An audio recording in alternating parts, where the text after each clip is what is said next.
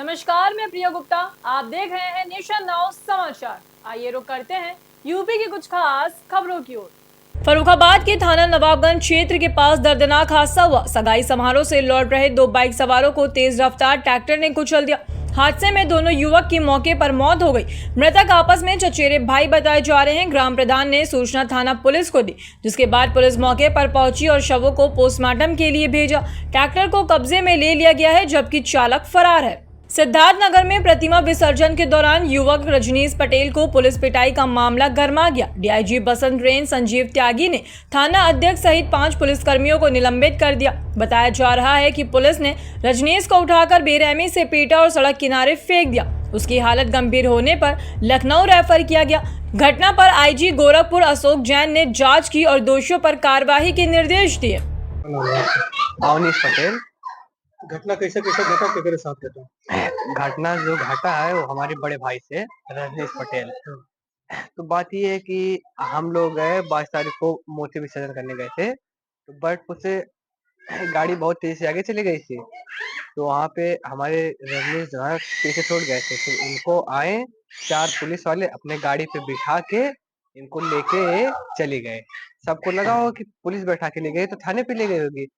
फिर मूर्ति विसर्जन करके वापस लौटते समय रजनीश को, हमारे बड़े भाई को, भारत पेट्रोल पंप के सामने रोड के किनारे देखा गया। वहां पे पड़े थे रोड के किनारे, बहुत ही घायल स्थिति में, बहुत ही नाजुक स्थिति थी उनके। उनको वाई पे बिठाया गया, उनको सीएचसी सेंटर ले जाया गया। वहां से जवाब मिला, फिर जिला अस्पताल ले गया गया, वहां से जवाब मिला।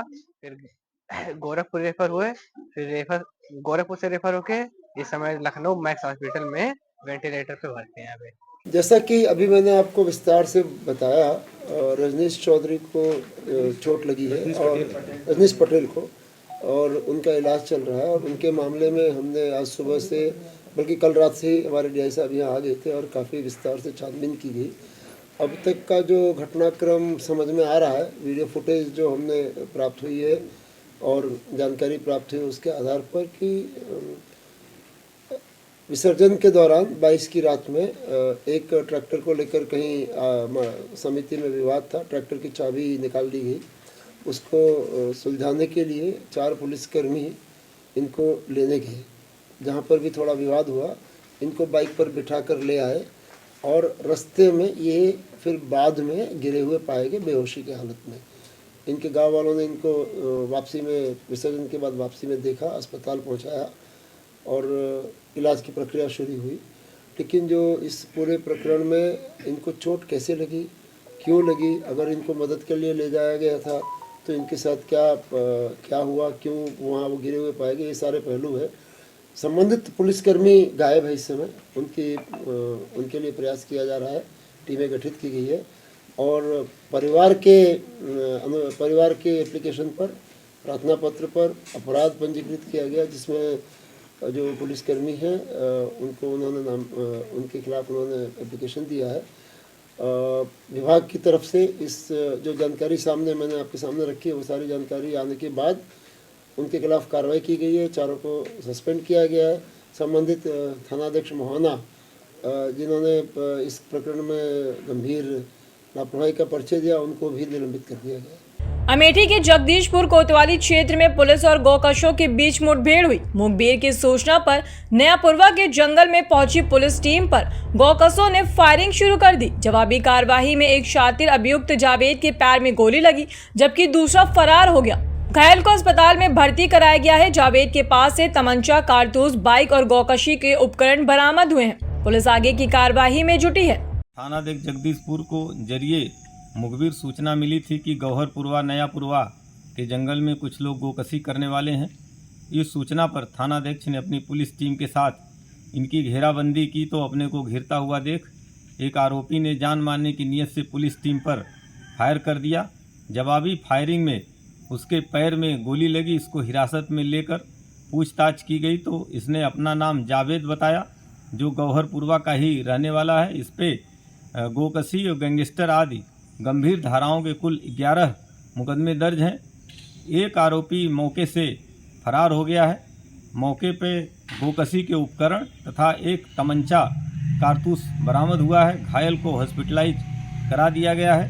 संपूर्ण घटना के संबंध में एफआईआर पंजीकृत करते हुए अग्रिम वैधानिक कार्रवाई की जा रही है। फर्रुखाबाद में छठ पूजा को लेकर गंगा घाटों पर तैयारियां पूरी कर ली गई हैं। जिलाधिकारी के निर्देश पर घाटों की सफाई की जा रही है। आज शाम श्रद्धालु ढलते सूर्य को अर्घ्य देंगे, जबकि कल उगते हुए सूर्य को अर्घ्य अर्पित किया जाएगा। 2 दिन तक गंगा नदी के किनारे छठ मैया की पूजा अर्चना चलेगी। प्रशासन और पुलिस टीम सुरक्षा व्यवस्था को लेकर पूरी तरह अलर्ट है। पूजा स्थल पर भक्तिमय माहौल देखने को मिल रहा है। लखनऊ के रेलवे हॉस्पिटल में रविवार देर रात भीषण आग लग गई। आग लगते ही अस्पताल के 3 मंजिला भवन में धुआं फैल गया और अफरा तफरी मच गई। फायर ब्रिगेड की टीमों ने मौके पर पहुंचकर रेस्क्यू अभियान चलाया और 22 मरीजों को सुरक्षित बाहर निकाला। दमकल कर्मियों ने कड़ी मशक्कत के बाद आग पर काबू पाया। फिलहाल आग लगने के कारणों का पता नहीं चल सका है। प्रशासन ने घटना की जाँच के आदेश दिए हैं।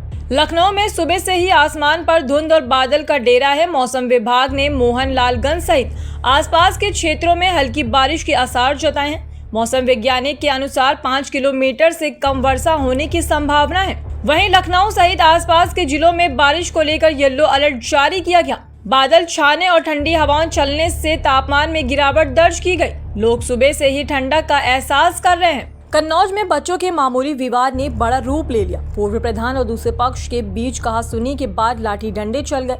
मारपीट में दोनों पक्ष के 4 लोग घायल हो गए। सूचना पर पहुंची पुलिस ने घायलों को जिला अस्पताल में भर्ती कराया, जहां उनका इलाज जारी है। गांव में तनाव को देखते हुए पुलिस बल तैनात कर दिया गया। फिलहाल पुलिस मामले की जाँच कर रही है। दोनों पक्षों से पूछताछ जारी है। औरैया के अजीतमल में पहला नाइट क्रिकेट टूर्नामेंट शानदार तरीके से संपन्न हुआ। रोमांचक मुकाबले में स्थानीय टीम ने बेहतरीन प्रदर्शन करते हुए 24 रनों से जीत दर्ज की और ट्रॉफी अपने नाम की। मैच देखने के लिए सैकड़ों दर्शक मैदान में जुटे और खिलाड़ियों का उत्साह बढ़ा। पूरे मैच के दौरान जोश और तालियों की गूंज बनी रही। आयोजन समिति ने विजेता टीम को ट्रॉफी और नगद पुरस्कार देकर सम्मानित किया। मुरादाबाद में सांड के हमले से एक बुजुर्ग की दर्दनाक मौत हो गई। घटना उस समय हुई जब एक महिला ने सांड पर पानी फेंका तो वो बेकाबू हो गया। पास खड़े बुजुर्ग पर टूट पड़ा। सांड ने बुजुर्ग को करीब 5 फीट ऊपर उठाकर जमीन पर पटक दिया, जिससे उनकी मौके पर मौत हो गई। ये पूरी घटना पास लगे सीसीटीवी कैमरे में कैद हो गई। सूचना पर पहुंची पुलिस ने शव को पोस्टमार्टम के लिए भेज दिया है। यूपी के कानपुर समेत आसपास के जिले में आज और कल बारिश के आसार हैं। मौसम विभाग ने बताया कि पश्चिमी विक्षोभ के असर से प्रदेश के कई हिस्सों में बादल छाए रहेंगे और हल्की से मध्यम बारिश हो सकती है। कानपुर, उन्नाव, फतेहपुर और लखनऊ में येलो अलर्ट जारी किया गया। बारिश के चलते तापमान में गिरावट आने की संभावना जताई गई। मौसम वैज्ञानिकों ने लोगों को अनावश्यक बाहर निकलने से बचने की सलाह दी है।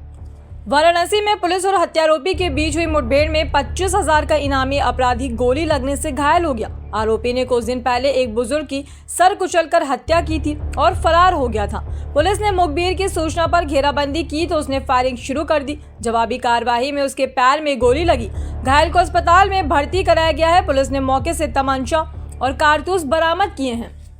ऐसी ही खबर देखने के लिए बने रहिए हमारे साथ और देखते रहिए नेशन नाउ समाचार।